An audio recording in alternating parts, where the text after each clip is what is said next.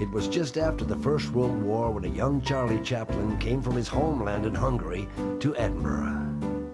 Young Charlie was hoping to be an actor, but he couldn't find any work. Him and his little cat Kitty had been sleeping rough on the streets for 3 months.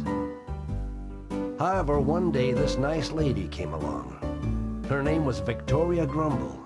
She felt sorry for little Charlie, and she asked him where he was staying. He explained he had nowhere to stay, and he needed some work. She suggested that maybe he could work for her and her husband, Albert Grumble. Little Charlie felt good. Tonight he would sleep in a warm bed and rest that bad leg of his. Victoria explained that her husband wasn't the easiest of men to get on with, but she was sure that he'd like little Charlie. And now it's time to introduce him.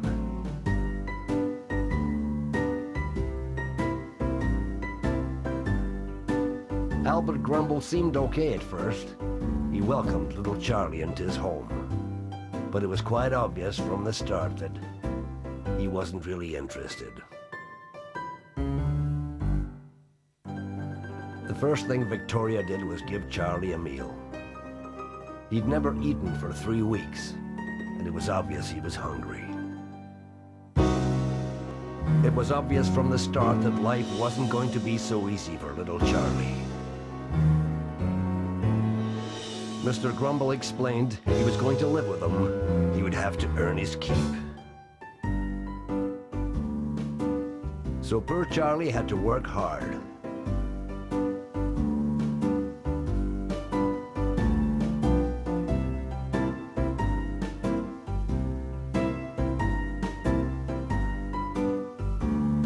Almost every job in the house was done by little Charlie.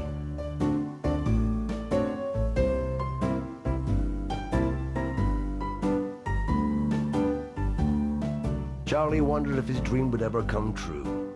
Would he become an actor?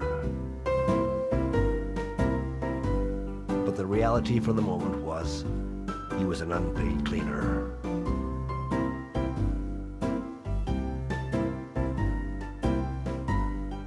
Charlie was conscientious. He did a good job. He wanted to impress Mr. Grumble. Every part of the house was cleaned and dusted. And Charlie was a stickler for detail.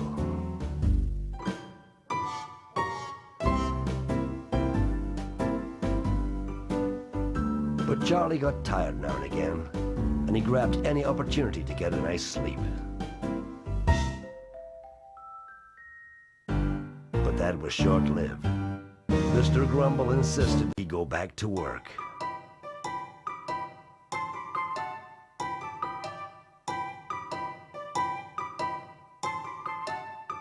He said there was more jobs to do.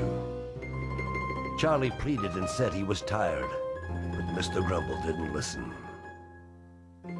Charlie was in his room when Victoria Grumble came home from work. She was very concerned about him, and she apologized for the way her husband was treating him. She brushed away his tears. He said, "When am I going to be an actor?" She said, "Don't worry. One day you will be an actor." Charlie said, "I hope so." It was then that they decided to go and talk with Albert Grumble. She told him that little Charlie was very young and very weak. It was too much to give him all that work. But Mr. Grumble wasn't having any of it.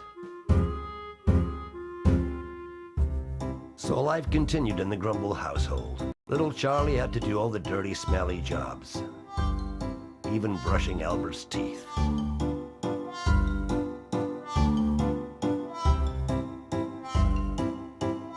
And Albert Grumble kept him going.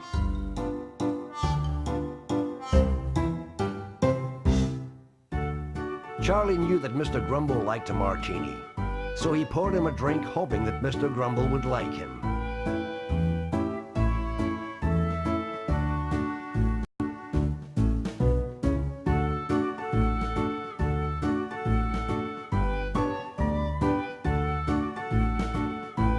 But what Charlie didn't know was, Mr. Grumble liked his martini at a certain temperature.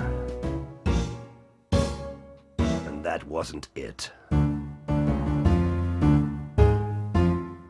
He said it was the worst drink he'd ever had, and he would deal with Charlie severely. And that's when he became violent. He sent Charlie to his room and told him never to come out for 2 days. Victoria was becoming increasingly upset. She felt bad that she'd brought Charlie into a home that was so unhappy. Mr. Grumble liked his dinner at 8 every night, but Charlie was never on time.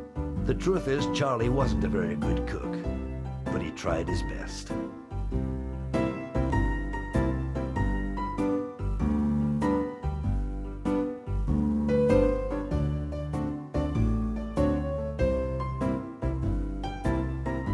And once again, Mr. Grumble was not happy.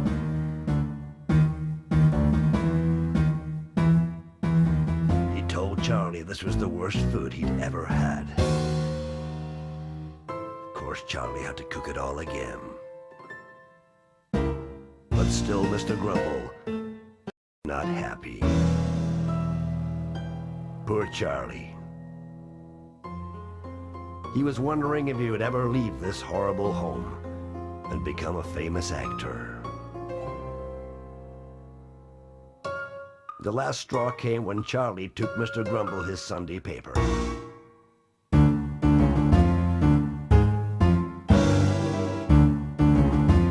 Charlie knew that now he was in big trouble. Mr. Grumble said that was the last time. Charlie pleaded with him not to hit him again, but it was hopeless. Victoria went to Charlie's room and explained to him that she was so sorry for what had happened. She said she'd talk to her husband and plead with him, but she said she couldn't promise anything. That evening she spoke to Albert. She asked him to show some sympathy for a small child, but he wasn't listening. It was a Saturday morning when Charlie was doing the ironing. His health was not so good. He was weak and tired. Victoria pleaded with him to let her do it. She told him to rest for a while. But when Albert walked in, he was so angry. He said he would throw the two of them out in the street if this happened again. He told Victoria to leave the room and let Charlie do the ironing.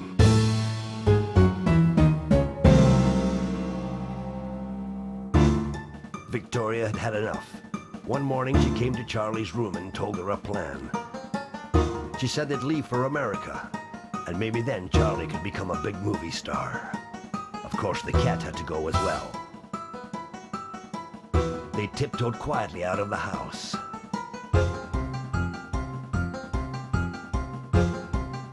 Albert had no idea what was going on. He shouted for Charlie, but Charlie didn't reply. He decided to go and look for him.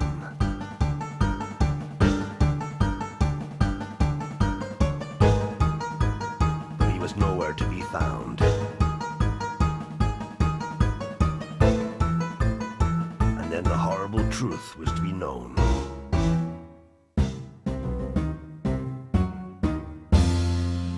Could he believe what he saw? Yes, they were leaving. They both made it to America, and little Charlie became one of the biggest movie stars of all time, and they both lived happily ever after.